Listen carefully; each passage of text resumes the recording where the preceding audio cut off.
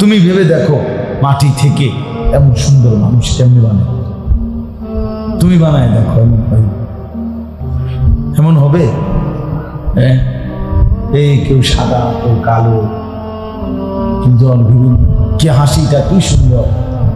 হ্যাঁ, এক কুশল মানুষ হাসলে, মানুষ না মানে এক বাচ্চা যখন হাসে কেমন লাগে?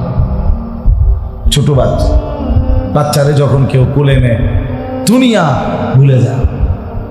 বাচ্চা হাসলে মনে যেন পৃথিবী হাসে, সব ফুলেরা হাসে। আমার ছোট মেয়ে আছে, আমি তো তাকায় তাকায় দেখি কি সুন্দর হাসে, আলহামদুলিল্লাহ। হ্যাঁ, সারাক্ষণ মনে হয় যেন ফুর্তিতে আছে, কারণ পৃথিবীর কোনো টেনশন কিচ্ছু নাই। ছোট বাচ্চা 2-2.5 বছর বয়স, দৌড়াইতেছে এই রুম থেকে ওই রুম থেকে, আর কি।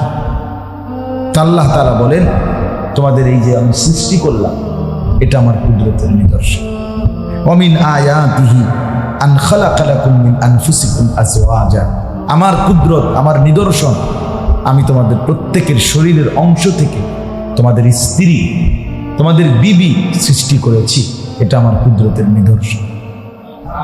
কেমনে বানাই? তোমার দেহের অংশ থেকেই তোমার জন্য আমি স্ত্রী, বিবি বানিয়েছি। আল্লাহ তাআলা ওটা বলছে, এটা আমার কুদরতের নিদর্শন। লিতাসকুনু ইলাইহা, হালাল পবিত্র স্ত্রীর মাধ্যমে তোমরা প্রত্যেকেই প্রশান্তি অর্জন করতে পারো। লোনা জলে তৃষ্ণা মেটে না, এটা একটা বুজুর্গদের কথা। অর্থাৎ বঙ্গোপসাগরের উত্তাল ঢেউ, এই পানি যদি কারো ভিতরে ঢুকে পান করে, সেই পানিতে তৃষ্ণা মিটবে না কোনোদিন। এক ঢেউ, এক সাগর পানি খাইল, কারণ লোনা জলে কি মেটে না? এগুলা লোনা জল না, মানে লবণাক্ত পানি কিনা, কিন্তু পবিত্র পানি, ছোট্ট এক গ্লাস, আধা গ্লাস হালাল পানি, মিষ্টি পানি, এটাতে কি মিশে যায়? তৃষ্ণা মিটে যায়। লোনা জলে তৃষ্ণা মিটে না। ঠিক ভিন নারী, হারাম নারী, যাকে দেখার অনুমতি আমার জন্য নাই, সেই নারী যদি কোনো যুবক, কোনো পুরুষ এক কুঠিও দেখে, সারা রাতও উলঙ্গ ছবি দেখে, সারা দিনও নারী দেখে, তারপরে ওই যে লোনা জল হারাম, এই জন্য এটা তৃষ্ণা মিটাবে না, তৃপ্তি দেবে না। কিন্তু হালাল পবিত্র স্ত্রী একজনই, একজন পুরুষের 70 বছর 90 বছর পার হয়েছে, জিন্দেগি পার হয়েছে, একজনকে নিয়েই সে খুশি হয়ে যায়, তৃপ্ত হয়েছে। ওটা যে হালাল। হালাল এক সাগর মদ যদি কেউ পান করে, তার তৃষ্ণা নিবারণ হয়, তৃপ্ত হয় না।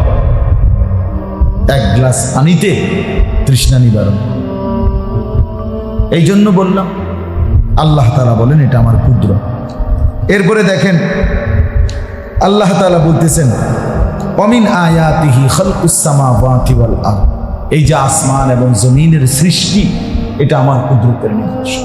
দেখো এত বড় আসমান কে বানিয়েছে, এই বিস্তীর্ণ জমিন কে বিছাইছেন, দেখো না মানে কত বছর থেকে, হাজার হাজার লক্ষ বছর থেকে এই আসমান মাথার উপরে আছে, অথচ কোনো নড়চড় নাই, ভেঙে পড়ার কোনো নাম নেই। আল্লাহ বলেন এটা আমার আল্লাহর কুদরতের নিদর্শন। এরপরে আল্লাহ তাআলা বলেন, ওয়াখতিলাফু আলসিনাতিকুম, তোমাদের একই রক্ত মাংসে মাটি দিয়ে গড়া মানুষ, কিন্তু তোমাদের এই যে ভাষা ভিন্ন ভিন্ন, এটা আমার কুদরতের নিদর্শন। এখানে আপনারা বুঝতেন না, আমরা হজে ওমরায় যাই, এইবারও হজে, মানে আমার খুব মজা লাগে এটা দেখলে।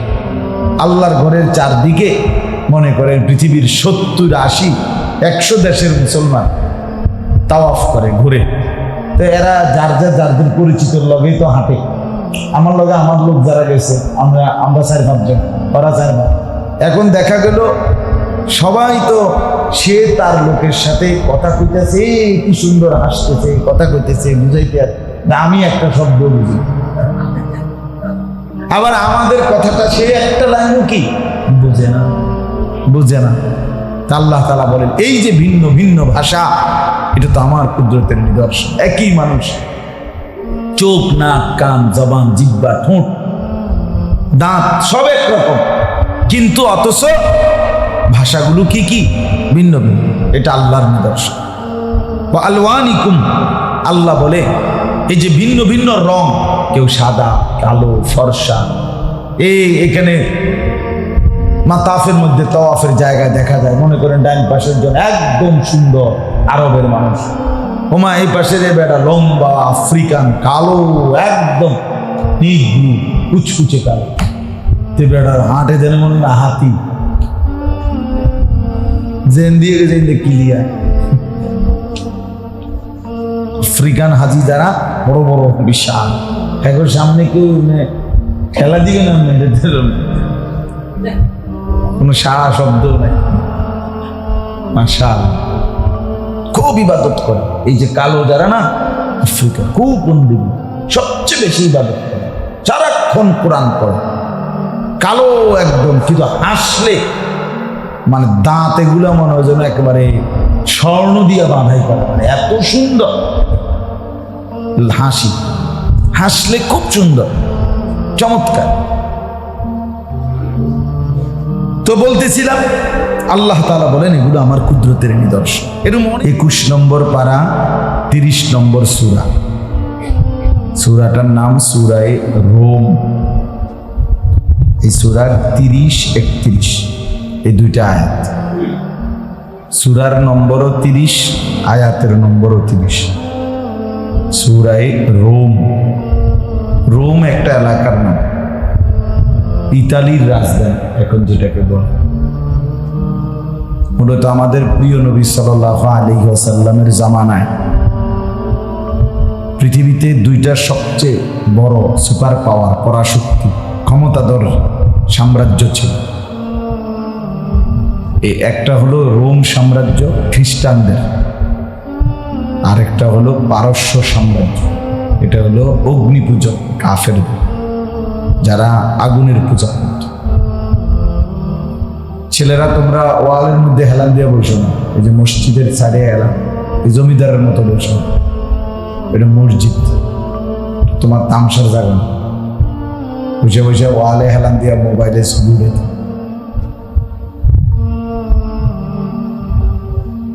সুন্দর করে আদবের সাথে বসো, এটা খামখেয়ালির জায়গা না, আল্লাহর ঘর মসজিদ, পৃথিবীর সবচেয়ে দামি জায়গা, সবচেয়ে সম্মানিত জায়গা। মসজিদের কদর করা কোনো ব্যক্তির অন্তরে তাকওয়ার পরিচয়, এর জন্য খুব গুরুত্বপূর্ণ। মসজিদের আদব, ইহতেরাম, মসজিদের কদর। আমাদের প্রিয় নবী সাল্লাল্লাহু আলাইহি ওয়াসাল্লাম মক্কা থেকে মদিনায় হিজরত করার পর মদিনায় আশপাশে যেখানেই তিনি গেছেন, 2 দিন 4 দিন 5 দিন ছিলেন, সব জায়গাতে ওনার প্রথম কাজ ছিল একটা মসজিদ প্রতিষ্ঠা। এটা ছিল নবীজি সাল্লাল্লাহু আলাইহি ওয়াসাল্লামের প্রথম ফিকির। মক্কা থেকে আইসা মদিনায় প্রথম কুবা একটা এলাকা, ওইখানে ঢুকছে, তো সেখানে প্রথম মসজিদ বানাইছে, কুবা মসজিদ এখনো আছে আলহামদুলিল্লাহ। আমরা এইবারও হজ্জের সফরে সেই মসজিদে নামাজ পড়তে গেছি। মদিনার ভিতরে ঢুকছে, মহল্লার মেইন অঞ্চলে, সেখানে নবী সাল্লাল্লাহু আলাইহি সাল্লাম নিজের ঘর, নিজের থাকার জায়গা বানাবার আগে মসজিদে নববী, যেটা সেই মসজিদটা আগে বানাইছে। এই জন্য রাসূলুল্লাহ সাল্লাল্লাহু আলাইহি সাল্লাম এবং নবীজি সাল্লাল্লাহু আলাইহি সাল্লামের পরে সাহাবায়ে কেরাম এবং পরবর্তীতে ইসলামের সর্বযুগে, আজকে 1450 বছর ধরেই এটা একটা ঐতিহ্য ইসলামের, যে সর্বযুগেই যারা বাদশাহ ছিলেন, খলিফা ছিলেন, বিশিষ্ট ব্যক্তিবর্গ ছিলেন মুসলমানদের মধ্যে, সব যুগেই ওনাদের একটা বড় প্রধান স্বপ্ন ছিল, পরিকল্পনা ছিল একটা মসজিদ। যেন ইসলামের ইতিহাসের অনেক খলিফা বাদশাহ যারা ছিল, মুসলিম খলিফা, ওনাদের বিশেষ একটা স্মৃতিচিহ্ন যে ওনারা মসজিদ গড়ছেন। এই আরব বিশ্বে, মধ্যপ্রাচ্যে অনেক সুন্দর সুন্দর মসজিদ আছে, যেগুলো বিভিন্ন সময় আমরা ক্যালেন্ডারের মধ্যে দেয়। এগুলো বিভিন্ন বাদশাদের, খলিফাদের হাতের তৈরি, ওনাদের আমল। আমাদের এই ভারতীয় উপমহাদেশে মোগল সাম্রাজ্য ছিল, মুসলিম সাম্রাজ্য, দীর্ঘদিন 550 বছরের বেশি। তো এই মোগল সাম্রাজ্যেরও একটা অন্যতম কাজ ছিল বাদশাদের, মোগল সম্রাটদের, মসজিদ গড়ছেন ওনারা অনেক। যেন মসজিদ সবসময় মুসলমানের কাছে প্রিয় ছিল। ধনী গরিব, একেবারে নেতৃস্থানীয় ব্যক্তি, সবাই মসজিদকে আপন মনে করছে। এজন্য মসজিদের ভালোবাসা, মসজিদের প্রতি আন্তরিকতা অনেক বড় দামি বিষয়। নবী সাল্লাল্লাহু আলাইহি ওয়াসাল্লাম বলছেন, রাজুলুন কলবুহু মুআল্লাকুন বিল মাসাজিদ, যার অন্তর, দিল মসজিদের সাথে লটকে থাকে, পড়ে থাকে, মসজিদের প্রতি যার একেবারে কলিজার থেকে ভাবনা, মহব্বত, মসজিদেই যেন তার দিল পড়ে থাকে। আমরা যেমন বলি অনেক সময়, কেউ তার মাকে বলল যে মা, ছিলাম যদিও বিদেশে, মনটা পড়েছিল আপনার কাছে। নিজের বিবিকে বলে, ছিলাম যদিও বাইরে, মনটা পড়েছিল তোমার কাছে। এরকম তো দিলটা পড়ে থাকে কোথায়? মসজিদ। আল্লাহ নবী সাল্লাল্লাহু আলাইহি ওয়াসাল্লাম বলেন, আল্লাহ তাআলা তাকে কিয়ামতের দিন আল্লাহ তাআলার আরশের নিচে ছায়া দান করবেন। 7 ধরনের ব্যক্তিকে ছায়া দিবেন, তার মধ্যে একটা হলো এরা যারা দিল পড়ে থাকে মসজিদ। মসজিদের কদর অনেক বেশি। কোরআন শরীফের সূরা তাওবার মধ্যে আল্লাহ তাআলা কোরআনুল কারীম সরাসরি মসজিদের, নবীর হাতে গড়া মসজিদের প্রশংসা করছে। লা মাসজিদুন উসসিসা আলা তাকওয়া।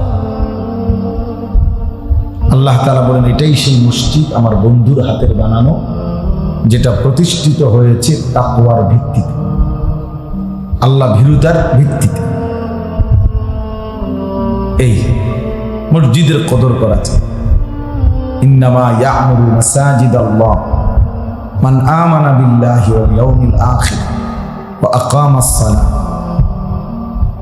আল্লাহ তাআলা বলেন, নিশ্চয়ই তারাই মসজিদ আবাদ করে যারা আল্লাহ এবং আখিরাতের প্রতি ঈমান রাখে, 5 ওয়াক্ত নামাজ পড়ে, হিসাব করে বছর শেষে যাকাত দেয়, এবং ওয়ালাম ইয়াখশা ইল্লাল্লাহ, আল্লাহ ছাড়া আর কাউকে ভয় করে না।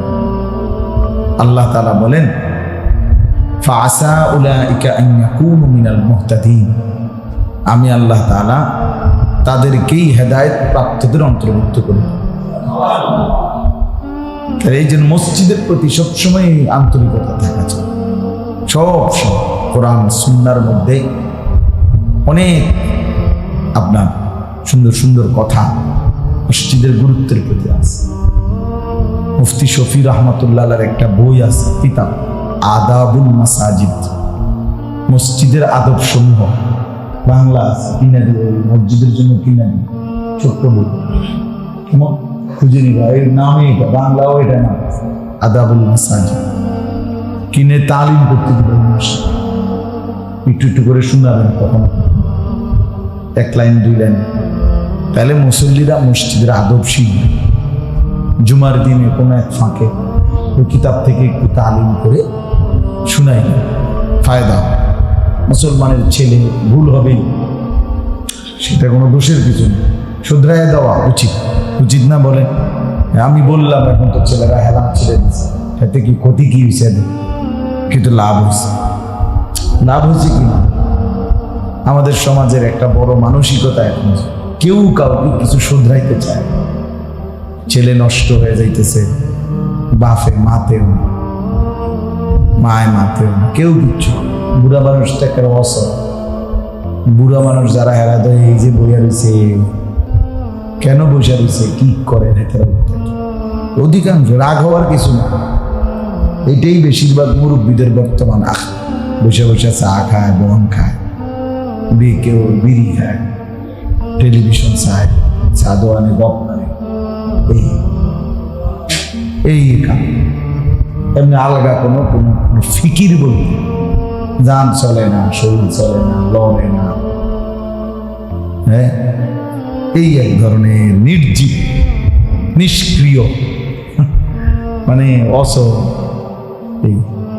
কিন্তু আল্লাহর রহমতে খানা 3 বেলা ঠিক আছে।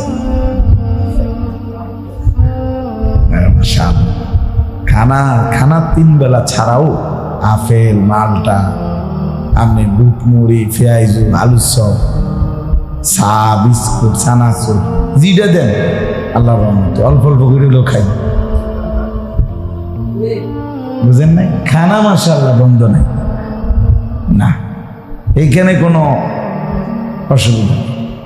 আর যদি বলেন যে 90 বছর হইয়া গেছে, কানে কানে শুধু যদি জন্মেছেন 200 কিনবেন, হ্যাঁ কিনবেন, কিনবো। একেবারে হাসপাতালের আইসিইউতে যদি থাকে, ওইখানেও যদি আপনি কানে কানে গিয়ে বলেন যে যেটা বাড়ির লগে দিয়ে ফুবি দিয়া 200 ছেড়ে দিন, লইবেন, যেটা সুস্থ হয়ে যাবে দেখবেন। হ্যাঁ রে, মানে লমুনি, মানে খামখেয়ালি। আসলে চাচা, এটা উচিত না, একটু একটু করে বলা উচিত, অল্প অল্প করে বলা উচিত। ছেলেদেরকে না শুধরাইলে কে শুধরাবে? নিজের সন্তান, নিজের নাতি, নিজের নাতনি, এদেরকে শুধরাই দেবে বলেন?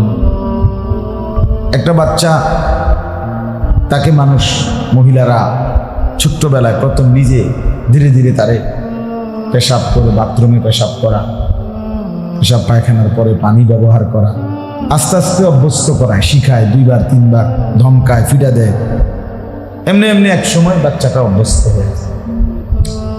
তাইলে যে কোনো কিছুই মানুষ শিখাইতে হবে, বলতে হবে না। আমাদের হালাত হলো ছেলেকে ছেলের হাতে ছেড়ে দিচ্ছে, ওর মতো নিজে নিজে বড় হইতেছে, নিজে নিজে অনাদরে, অযত্নে, কারো তদারকি নেই।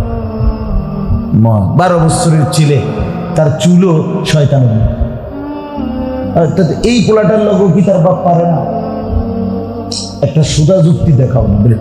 12 বছরের একটা ফলা, তার চুলও আপনার কাফের, বেঈমান, মুশরিক, কোনো ফুটবল খেলোয়াড়, ক্রিকেট খেলোয়াড়ের মতো, অথবা কোনো শয়তানের মতো। তো আপনি কি তার লোকও পারেন না? আপনি কি ব্যাট হইতেন? দেখুন কত লোক